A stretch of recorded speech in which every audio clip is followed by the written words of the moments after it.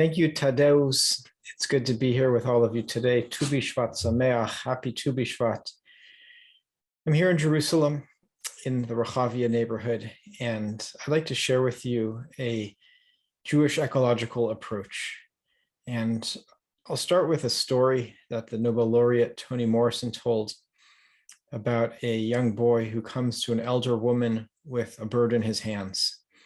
And he says to the woman, "Can you tell me whether the bird in my hands is alive or dead?" Now, the woman realizes that the boy is playing a trick on her, because if she says that the bird is dead, the boy will open his hands and the bird will fly away and she'll be wrong. And if she says that the bird is alive, the boy will close his hands and crush the bird, and either way she'll be wrong. He's got her coming and going. So she thinks to herself for a minute, and she says to the young boy, "I don't know whether the bird in your hands is alive or dead. All I know is that the life of the bird is in your hands." And that's our situation today. Tu Bishvat is sort of a bellwether for us as a society in terms of what's our relationship with the world that God created, what's the relationship with the world that we live in, with nature, the natural world. And I understand that today, much of the eastern United States and eastern Canada is blanketed by heavy snow, which just reached the southern United States yesterday. And here in Jerusalem, we had a heavy rainstorm yesterday that knocked out power for much of Jerusalem. So we're living in times that our ancestors have been dreaming about for thousands of years. And I want to share with you a presentation which is a Jewish ecological approach that I've developed and would like to share with you for the next 40 minutes or so, and then open it to questions and comments. So here you can see on the share screen, religion and the ecological crisis. So as Tadeusz mentioned, I recently published a book, Eco Bible, Volume 1, which we published a year ago, is on an ecological commentary on Genesis and Exodus. Volume 2, which we published 2 months ago, is on Leviticus, Numbers, and Deuteronomy. Together, it's the first ever ecological commentary on the Torah, with over 400 verses with commentary on it. And it connects religion and science, Jewish wisdom from the ages with modern ecological scientific wisdom, and it's available as an ebook, paperback, or hardcover in bookstores and online. I'm going to talk about ships, and that's how I'm going to anchor my teaching today. And I'll start with this one. A man in a kayak, feeling quite cold, decides to make a small fire to keep himself warm. Within minutes, the kayak has a huge hole in it and sinks to the bottom of the lake, which proves you can't have your kayak and heat it too. The first ship that I want to talk about is based on a midrash of Rabbi Shimon Bar Yochai. A midrash is from the Jewish oral tradition. He provides a metaphor to people who were sitting in a boat. One of them took a driller, a borer, and began drilling a hole in the floor of the boat beneath him. His friend said to him, "What are you sitting and doing to the boat?" He replied to them, "What does it matter to you? Am I not drilling beneath myself?" They said to him, "Your actions are of concern to us because the waters are rising through that hole and flooding the entire boat." Here's one picture of what it might look like, of where the person celebrates that he's not on the other side. And here's a comic that presents a different picture of the midrash. And this slide here of where the person drilling the hole realizes the folly of their actions is perhaps most relevant to the story and the most likely outcome. This Jewish teaching of the midrash is based on verses from the book of Job. "So said Job, even if I have erred, my error lodges within me." Job's friends said to him in response, "For he adds rebellion to his error. Among us you spoke," meaning you are bringing punishment among us for your sins. And it relates to this aspect of Kol Yisrael arevim ze lazeh, all of Israel are responsible for one another. And I want to ask you a few questions that I ask you to think about for a moment. The first question is, why is the person drilling underneath their own seat? Can you think of a rational reason for this person's behavior? In other words, most people, when they hear this teaching, they think that the person who's drilling is crazy. But Rabbi Shimon doesn't give a reason for why the person is drilling. So I want to encourage you to think for a moment about why this person might be drilling underneath their own seat.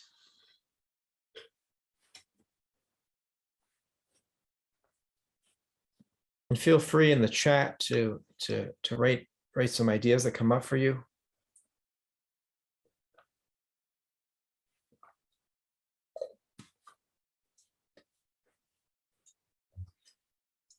Thank you for sharing. So one idea is that the person.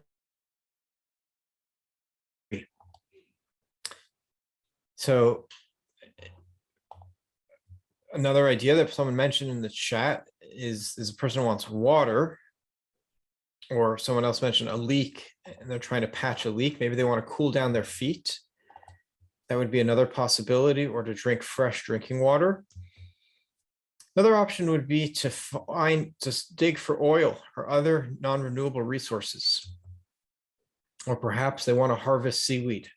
They're hungry and they want some seaweed to go with the fish that they caught and the rice that they brought on board. Or maybe they need to use the facilities. They need to go to the bathroom. These would all be rational reasons for why a person would drill underneath his or her own seat. The second question that I want to pose to us is, what accounts for the disregard of other people's welfare? In other words, why does the person not care about what others are, that the others are going to possibly drown as a result of their actions? And again, if you have an idea, feel free to include it in the chat. I'll share a few that came up for me. The first is they think a small hole won't cause real damage. It's a big ship and they're just drilling a small hole, so it should be of little consequence. The second possibility is they cannot think about anything beyond their immediate need. They need a drink, they're thirsty, and anything else is of little consequence to them. I see that in the chat. Someone mentioned about ignoring the consequences, greed. They're afraid and only thinking of their survival.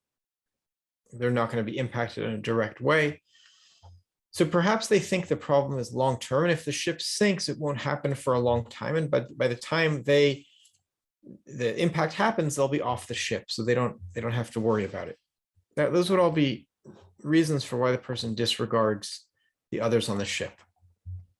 A third question that I want to pose: what can the people on the ship do to convince this person to change their behavior? Aside from throwing the person overboard or tying the person up, how can the others on the ship convince this person to stop doing what they're doing? Again, feel free to share with us on the chat ideas that come up for you. So one thing they could do is they can meet the person's need in a way that does not involve drilling. They could say, you're hungry, so here's some food. As Phyllis mentioned, they could illustrate a sinking boat. Or someone said that you could organize a vote. They could explain that the person's action will harm themselves too.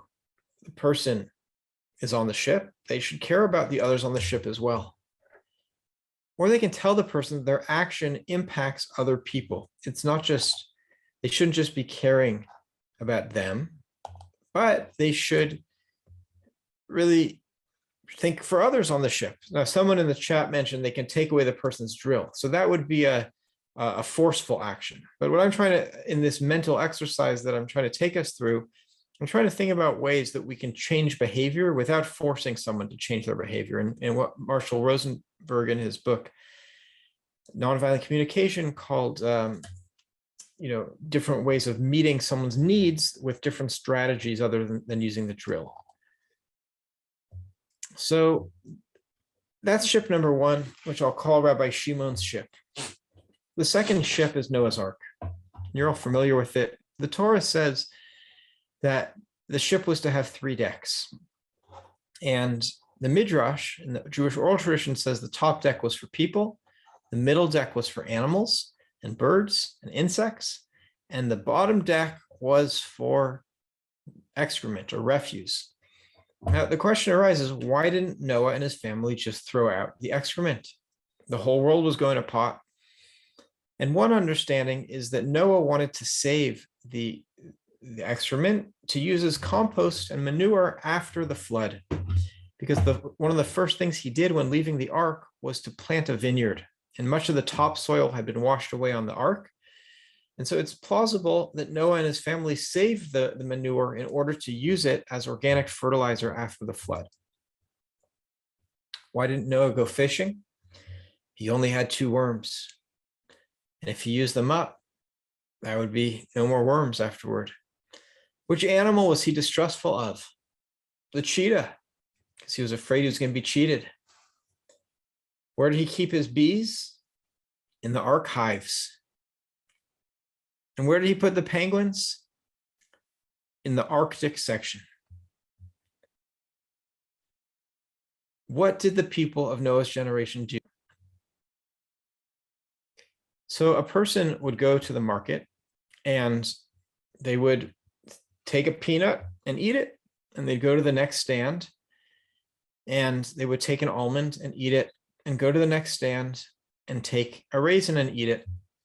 The vendor would call the police and say, look what this person did. And the police officer would say, look, I'm sorry that we're not able to arrest this person, but unfortunately, the justice system doesn't allow for such small acts of evil.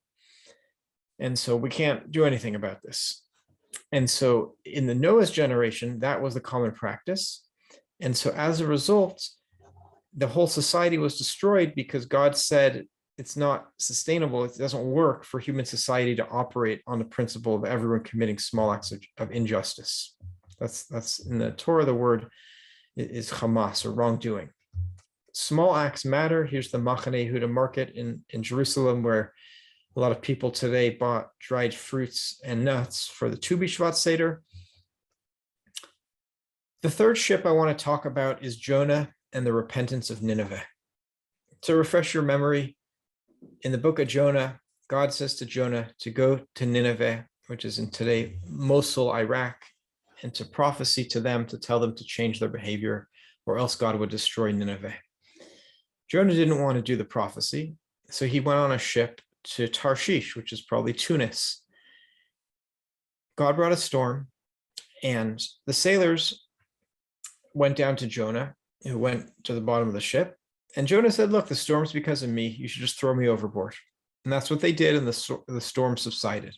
Now, Jonah found himself in the belly of a whale. Which animal has the largest brain? Well, it happens to be the sperm whale.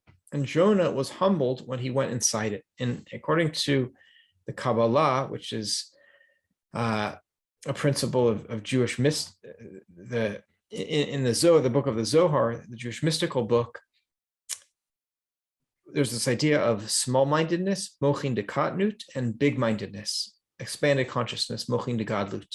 And when Jonah was in an animal with a bigger brain than his, he was humbled, and he moved from small-mindedness to big-mindedness. When Jonah prophesied to the leaders and the people of Nineveh, why did they change their behavior? What was different about Nineveh than, let's say, in Pharaoh, which was read about in recent Torah portions? The Midrash says that Pharaoh survived the splitting of the sea. He was the only member of the Egyptian military to survive the splitting of the sea, and he became the king of Nineveh. He repented and caused the Nineveh to repent and to change course. Pharaoh realized that when a prophet of God shows up at your door and says, you need a change or there's going to be serious consequences, then you change course. And that's what was different, according to the Midrash, about Nineveh than when the first go around when Pharaoh went through the 10 plagues. The fourth ship that I want to talk about, and please, happy to hear questions and comments after I finish this presentation in about 20 minutes, 15 minutes. The fourth ship is the Titanic. And it's a famous ship that you're all familiar with. Probably many of you saw the movie with Leonardo DiCaprio and Kate Austen. The Titanic was built in Belfast, Ireland, and set sail on the 2nd of April, 1912. It did sea trials, very few sea trials actually. And then it picked up immigrants from Europe, including a number of Jewish immigrants, as well as many wealthy people from England and Europe, and then set sail for New York. It had an equivalence of 46,000 horsepower, so it's an apt metaphor for industrial society. By comparison, Air Force One today has a 240,000 horsepower engine. Captain Smith was warned about the icebergs ahead, so why did he sail full steam ahead? And this is Captain Smith here on the right with all these medals, along with his first and second lieutenants. They were considered some of the best captains at the time. The one possibility is that the nature was different than he expected. He didn't expect there to be icebergs in that part of the North Atlantic in April, since usually there were not, since usually by that time the icebergs had gone. There were only icebergs in the winter. But 1912 was the most intense winter in that area in 30 years, and the Titanic sailed into an ice pack 100 miles long and 100 miles wide. You might say unbeknownst to them, but actually they received warnings via radio signals from 11 other ships. Captain Smith thought the ship was unsinkable based on this belief that industrial society is stronger than nature. And that belief is very deeply rooted in the human psyche today. He thought he would be able to avoid a collision in time, yet they only had 35 seconds after spotting the iceberg. The watchman on the deck saw the iceberg. He called to the first lieutenant in the cockpit, and unfortunately, they were not able to avoid the iceberg, but they ended up scraping 6 of the 16 holes of the ship and piercing them, and that's what did them in. People on board assumed that the captain was taking care of them, but actually the philanthropists on the ship put on a dinner in his honor as an esteemed captain of the largest ship on the world, and they didn't realize, people on the ship didn't realize when they went to sleep that night that he was consuming prime ribs and cocktails. And then he himself went to sleep and was woken up by the impact of the collision. Sailing, disaster, and here it is, 1985, with the ballroom when it was found in the North Atlantic off of Newfoundland. Why did he want to go so fast in the middle of the night? So the passenger ship industry 100 years ago was sort of like the airplane industry today. Captains try to ensure an on-time arrival. And today, the pilots will oftentimes go faster than when they take off in order to get there before the expected arrival time. Also, the Boeing 737 MAX 8, according to one Boeing engineer, they weren't going to stand by and let Airbus steal market share with a similar airplane that they created. Here's a picture of me on the tarmac in Tel Aviv. 2.5, almost 3 years ago, I boarded a Ethiopian Airlines 737 MAX 8 and flew from Tel Aviv to Addis Ababa on the same morning as the flight that crashed. And I share this with you to say how I'm grateful to be here and to be able to share this presentation with you. Actually just saw the video that you may have seen of Rabbi Charlie Citron Walker, who just survived a near-death experience yesterday, where he came face to face for 11 hours with a man who was trying to potentially kill him if he didn't get his demands. And it's amazing that Rabbi Charlie had he did this training a few months ago that was sponsored by the Jewish Federation of Fort Worth. And in that training that was also, I guess, supported by the FBI, they said that in a hostage situation, if you have an opportunity to save yourself, take that opportunity to get out of there. And that's what he did. And Baruch Hashem, praise God, he was able to save his own life and that of the other hostages. So also with the BP oil spill, a rush to extract oil was a key factor in contributing to the series of errors that caused the spill and the loss of human and animal and sea life. Just as the Titanic hit an iceberg that was 90% below their perception, so too in our current crisis, we only see the surface of the problem: fossil fuels, climate change, and more, yet the underlying issues are much deeper: greed, apathy, arrogance, and instant self-gratification. Which leads me to ship number 5, which is planet Earth. We could think of the Earth as a ship that we're on, and the atmosphere is the bottom of the ship. Global carbon emissions from fossil fuels have been steadily rising over the past 120 years. Just in the past 20 years, passenger flying on airplanes is up 800%. As when it was before the pandemic. After the pandemic, it will probably return and continue to rise. And also consumption of meat, dairy, eggs, and fish has increased dramatically in the past decades, as does personal automobile use. But the per capita CO2 emissions are not evenly divided. So in the US and Canada, they're close to 20 metric tons per year per person of CO2, whereas in Africa, they're at about 2, so about 1/10. And one thing that we've realized is that science has been conservative. When I was a kid in the early 90s and reading about climate change, I first read about it I think in 1993. The predictions were for dramatic impacts in the end of this century, 2100. But what we're experiencing now is already dramatic impacts. And so the nature is different than we expected, sort of similar how the Titanic didn't expect nature to be like that. Also, philanthropy has been conservative. Larry Kramer, president of the Hewlett Foundation, says about 2% of global philanthropic giving for a problem that is unquestionably the single largest challenge facing humanity is crazy. He's referring to how only 2% of philanthropy goes to address climate change, whereas much larger amounts go for university endowments, museums, hospitals, disease, rare disease, illness, homelessness, mobility access, etc. But if we don't have a sustainable planet, then those causes will not be, we won't achieve anything over the long run. We've essentially created a series of icebergs that we are now colliding with year after year. And so what are those? So one is drought, something that we've experienced here in Israel, as well as in Syria. The drought, the most intense drought in over 900 years, was one of the causes of the Syrian civil war.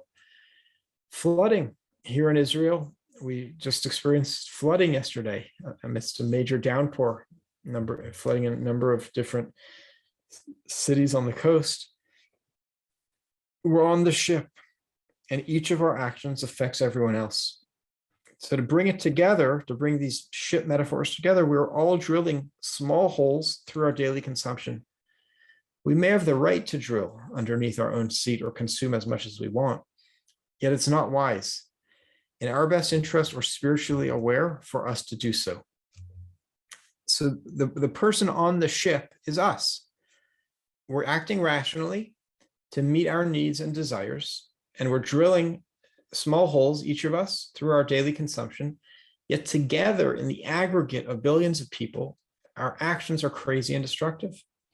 The solution to egoism is spirituality, which I'll get to in a minute. Ship number 6 is the Mississippi River barges, the great Midwestern flood of 2019.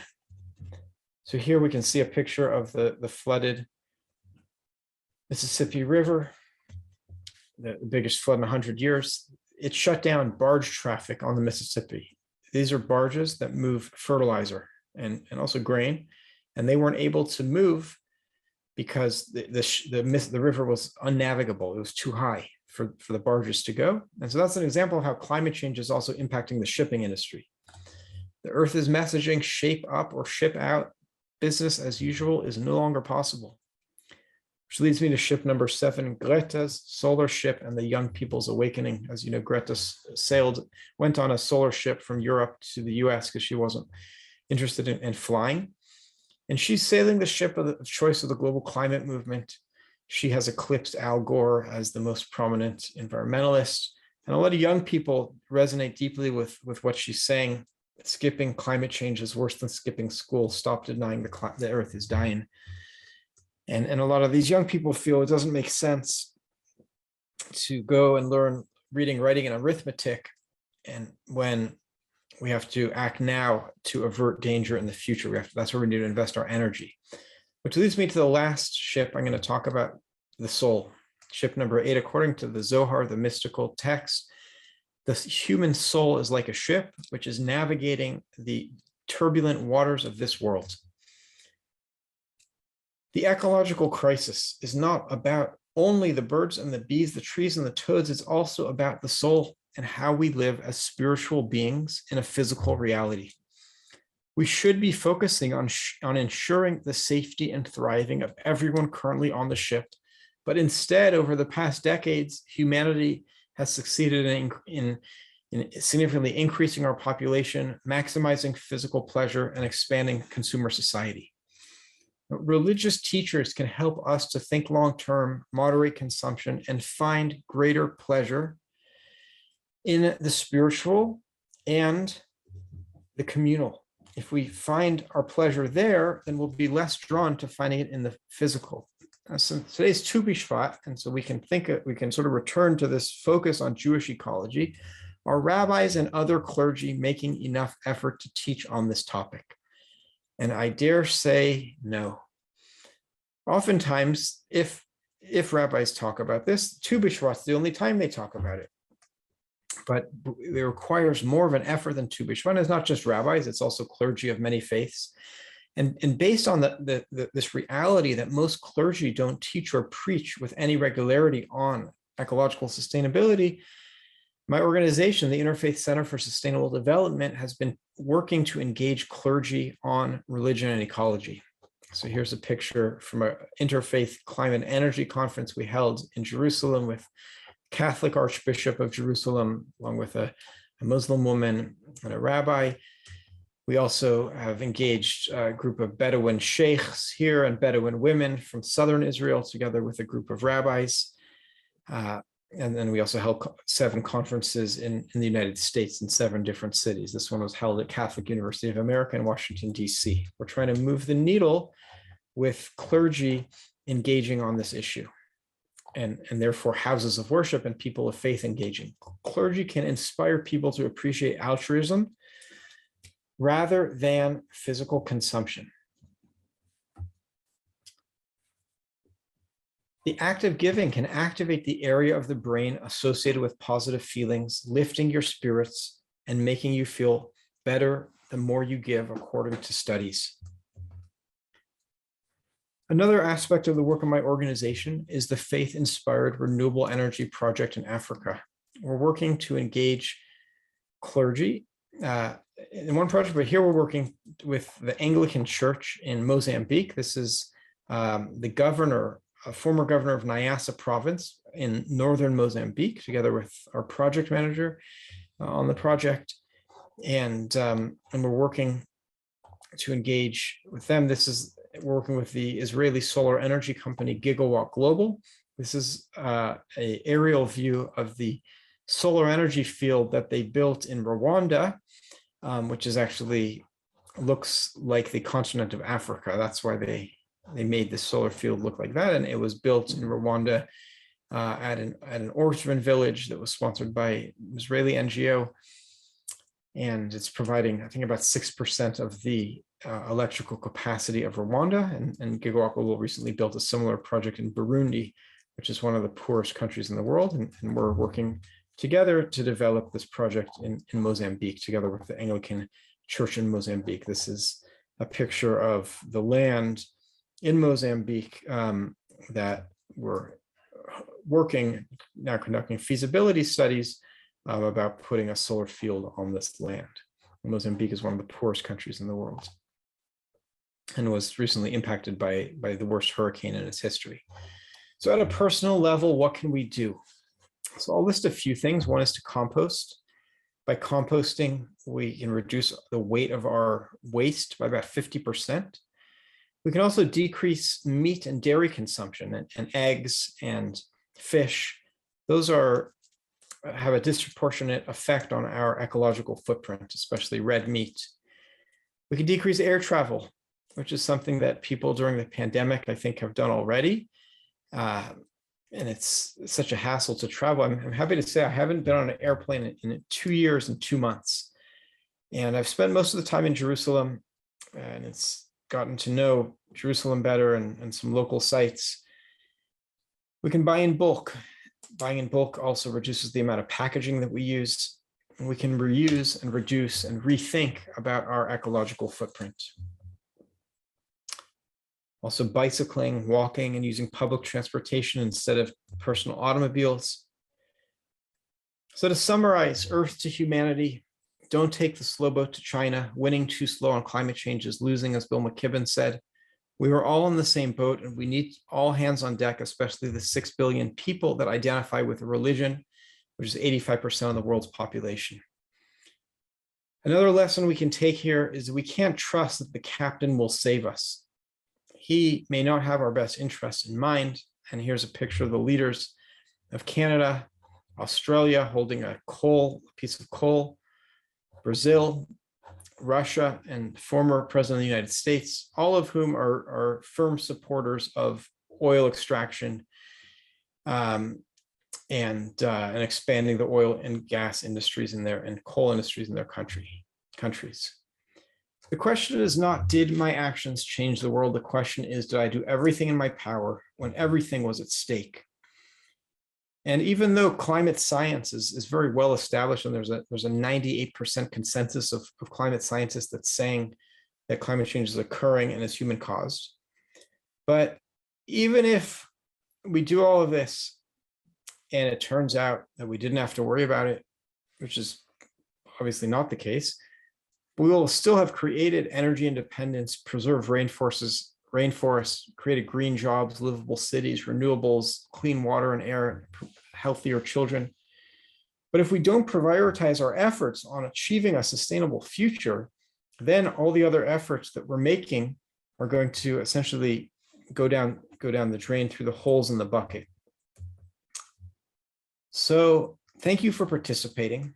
And I'd now like to open it for comments and questions from the participants. Thank you, Yonatan, for this fascinating lecture and bringing us closer to religion answer on the ecological issues. And yes, we have few questions already, and I kindly ask you also to send more. Meanwhile, I will read the first one. Rachel Littman. Haven't we been talking about reduce, reuse, recycle for decades? Are any of these grassroots efforts actually working? My sense is that we need more dramatic intervention, which can likely come only from governments. Would you like to comment on that? Sure, I'd be happy to comment to that. I see that there was another chat about putting information about my book in the chat. So I just added the name and a link to my book. And I'll also just add the website of the Interfaith Center for Sustainable Development here. In regards to that question about, look, we also need action from governments. And the question is, at what level of action is needed? And the truth is that we need action at every level of society at this point. We need individuals to take action, and we need houses of worship to take action. We need businesses to take action. We need cities to take action. We need governments, and we also need intergovernmental action. That's coordinated by the United Nations. So one of the challenges is that the process of governments taking action that was initiated in the Framework Convention on Climate Change back in 1988, and then the Rio meeting in 1992, that process has been taking place now for over 30 years. And unfortunately, every year, that the political leaders of the nations, of the world's nations, meet this past year in Glasgow, Scotland, along with the environment ministers. Every year they meet, they say they're going to reduce emissions, but every year the emissions of humanity increases and consumer society expands and the human population expands. So there's something that isn't working with that system. One definition of insanity is trying the same solution over and over again and expecting a different reality, or something else to happen. And so therefore, I believe that unless religion gets on board in addressing the ecological crisis, we're not going to have a solution. Religion is the largest NGO in the world. It has huge land holdings, huge media and educational institutions, and it represents 85% of humanity who identify with a religion. And so religion can't sit this one out, and I think that's what's going to be needed to move the needle on this. Thank you very much. Very interesting. Well, I think you should talk to the top leaders of all three religions, and then it seems like the problem will be resolved. Let's hope. Okay, another question, comment on the question. Expanding families, as you mentioned, is regarded as a Jewish value, especially during post-Holocaust. How does that match your ecological vision on the Torah? Yeah, so the question of population is, it's one that I don't sort of harp on so much among Jewish audiences, because first of all, there's only about 15 million Jews in the world, whereas there's about 8 billion people. So the question of Jewish population size is not, the most important part of the conversation. But I did include a couple of commentaries in my book, an Eco Bible, which we titled Eco Bible in order to also reach out to 2.2 billion Christians. I had an interesting conversation with the Archbishop, the former Archbishop of Burundi. Burundi has about 10 million people, 1 million of whom have fled from political violence and scarcity over the past decade or so to neighboring countries. And according to studies, Burundi may cut down every tree in the country in the next 20 years. There will be 10 million people, but no trees. And I asked the Archbishop, the Anglican Archbishop, what do you think about the biblical injunction of Genesis chapter 1, verse 28, be fruitful and multiply and fill the earth? Does this still apply? Because Burundi has a very high birth rate. And he said to me, look, we fulfilled that mandate and we don't need to keep focusing on that, because there's other fish to fry. There's more important priorities than going back to this biblical verse, which it seems like we've already fulfilled. So, that I do feel like a conversation about population is in order with religious people, because most of the population growth in the world is among religious people. But in terms of I don't personally focus on that in my work in the Jewish community. Okay, thank you very much. Another question which brings us closer to Torah as well, from Yael. What Torah and Gemara sources would help you? What Torah and Gemara sources would you recommend to help convince Jewish leaders to focus on this issue? Well, sort of going back to my book, so we've included hundreds of sources from hundreds of rabbis over the generations in this 520-page commentary on 400 different verses in the Torah.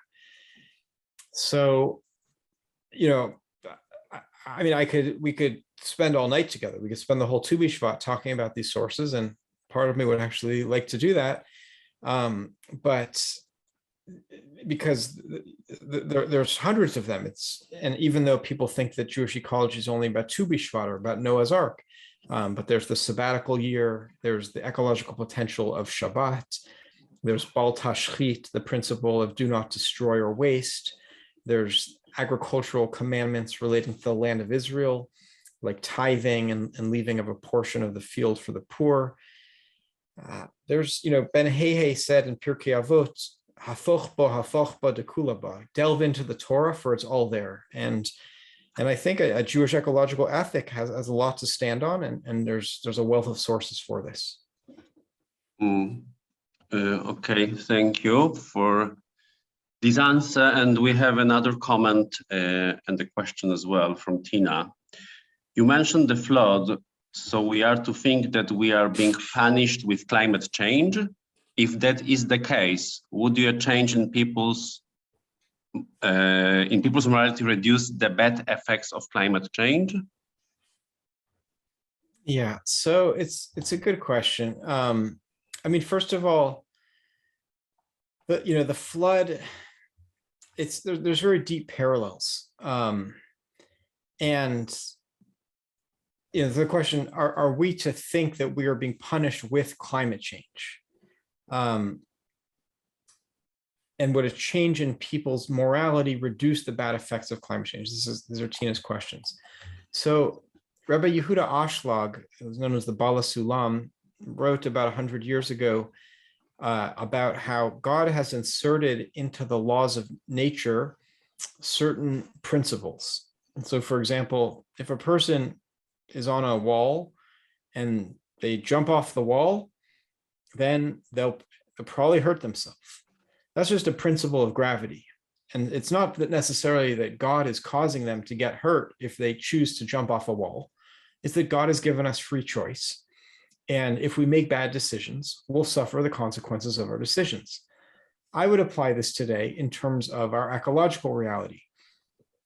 The climate functions well for humanity and 8 million species when there's less than 350 parts per million of carbon dioxide in the atmosphere.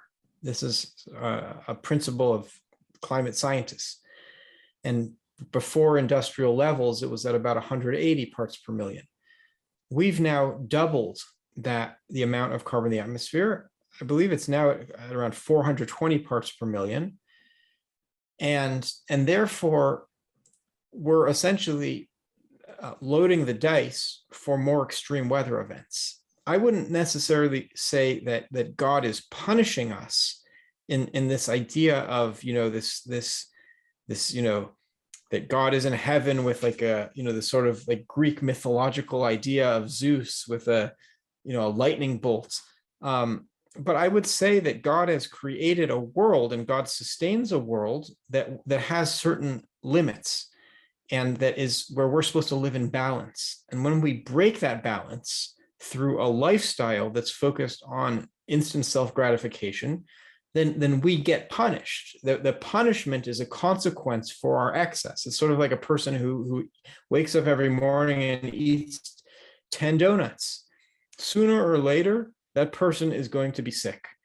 And so too, when we live a lifestyle of excess, sooner or later, it's going to come back to us. And we're seeing that it's happening sooner than we thought. Yeah, indeed. I have also another question for myself. Actually, having in mind your presentation, there was this slide with percentage of pollution producers around the world. Yeah, and America, Canada, European Union, and China are the biggest producers, while Africa, which has the biggest population, has the lowest.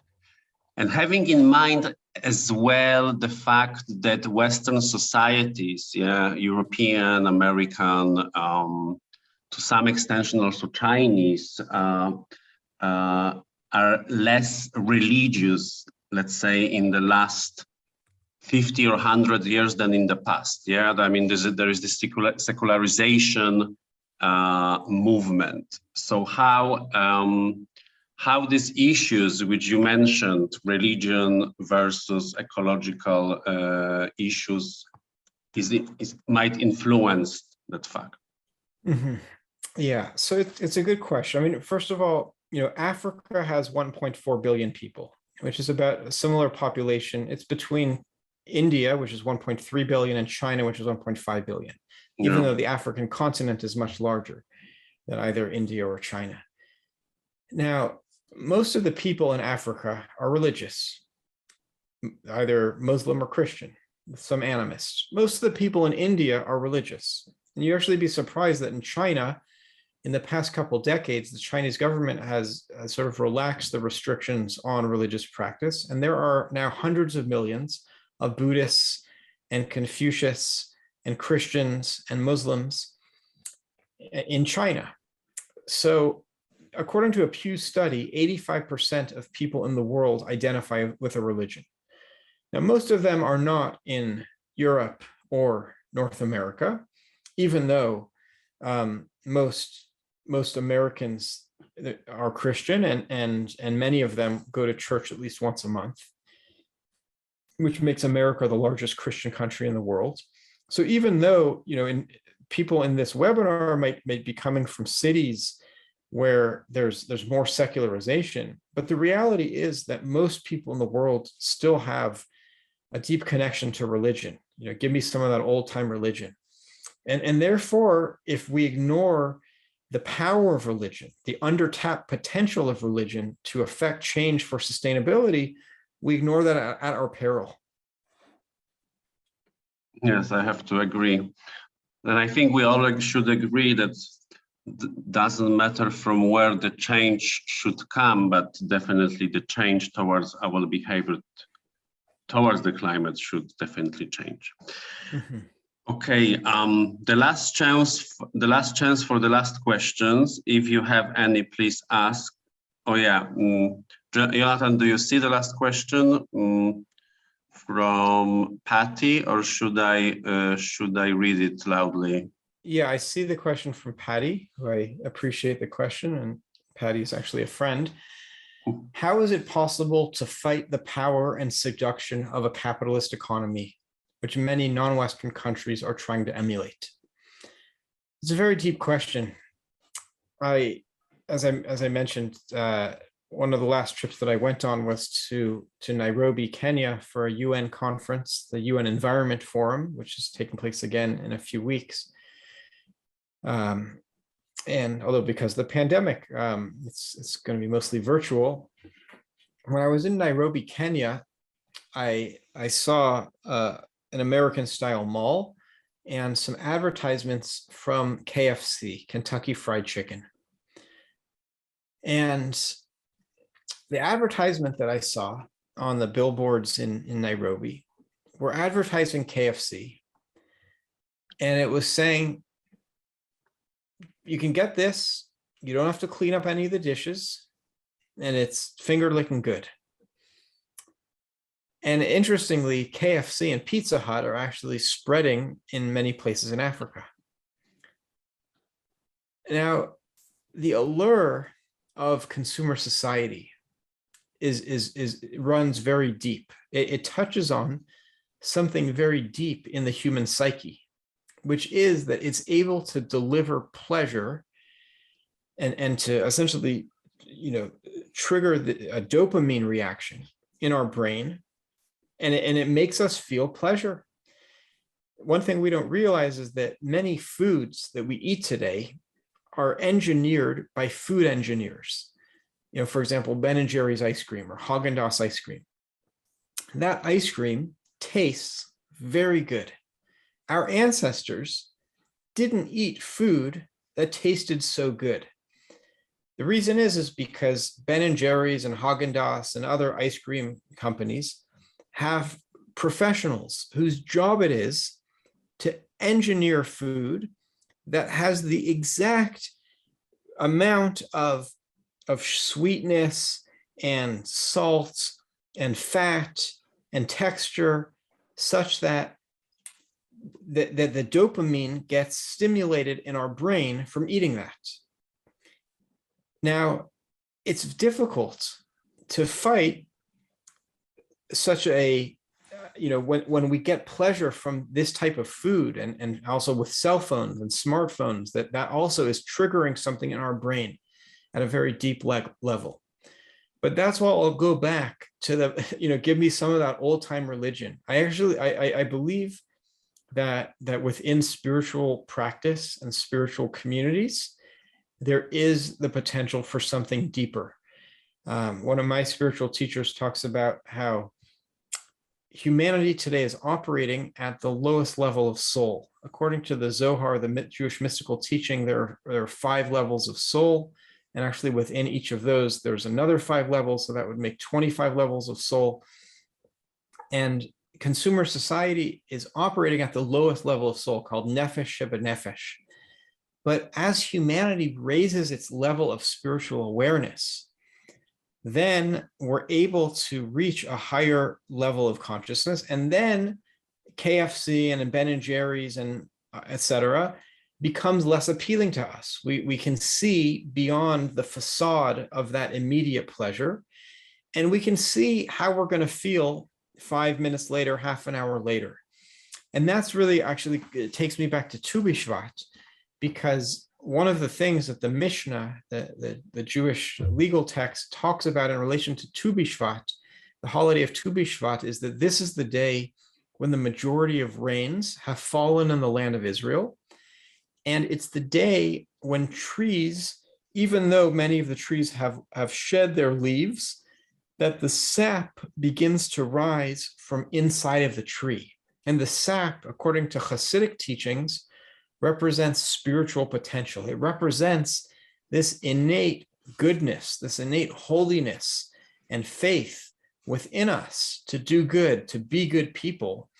And that's the power of Tu B'Shvat, which is usually 30 days before Purim, although this year it's actually 60 days before Purim and 90 days before Passover, Pesach, that we have the ability to access the deep inner resources within us and to raise them up for the betterment of humanity. So, I just give us a blessing to really access those resources and to connect to age-old teachings in order to enable our children and grandchildren to inherit a livable, thriving, and spiritually aware planet.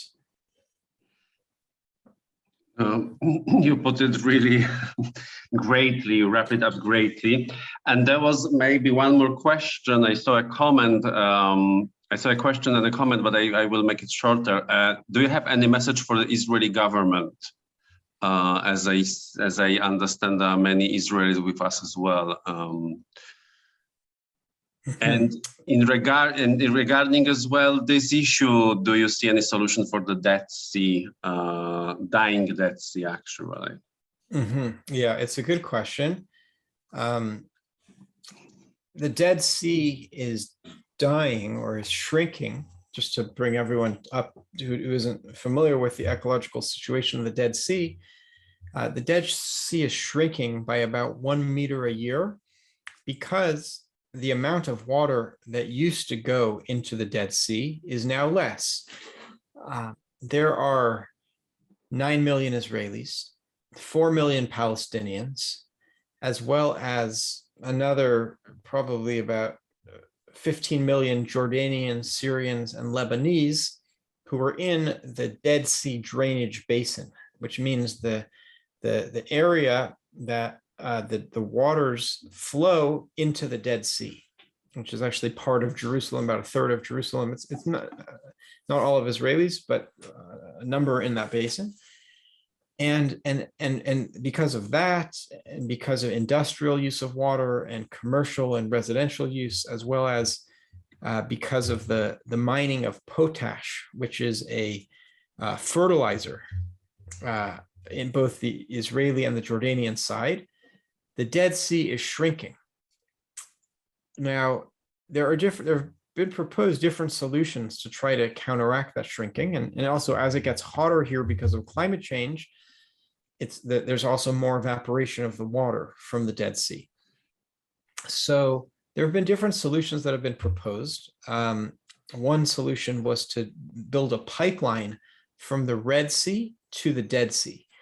But that project hasn't gotten off the ground. A different project for building solar panels in Jordan and a desalination plant in Israel has gotten off the ground. And there was a signing ceremony for that about a month ago where the US climate envoy, John Kerry, attended. In terms of, government policy and the Israeli government policy, so I've actually been very encouraged by the current Israeli government, which has, I would say, been the most ecological likely in Israel's history. I had a chance to briefly meet and speak with the environment minister, Tamar Zandberg, and there's a number of members of Knesset who are very ecologically aware, like Dr. Alon Tal, who wrote this book called All the Trees of the Forest, Israel's Woodlands from the Bible to the Present. And they recently passed a tax on disposable plastics. This is the first time that there's such a significant tax, which is increasing the cost of plastics and hopefully is going to reduce the amount of plastic use by 40%. So, there's definitely more to be done. And another thing that this Israeli government coalition has done has been to nix or to jettison the proposed pipeline of gas and oil from the United Arab Emirates that would then reach a port in Eilat, and then they would transport it via railroad to the port in Ashdod. And the environment minister felt like this was not a good thing for Israel to be a point of transit for oil, in light of the oil spill that took place a few years ago in the Arava Valley. And so I think the government's doing some good policies, but obviously there's definitely more work to be done. And if the religious parties were to get involved and to really, believe in this, then I think that would just add more weight and more momentum to the positive work that's being done. Lovely. Thank you very much. Thank you very much, Yonatan, for this wonderful, very interesting, full of facts and ideas session. We all enjoyed, I think. So thank you very much, Yonatan, again. Thank you all for joining us this evening, either this afternoon, depends where are you, and see you again. Toda rabba. You're welcome. Thank you.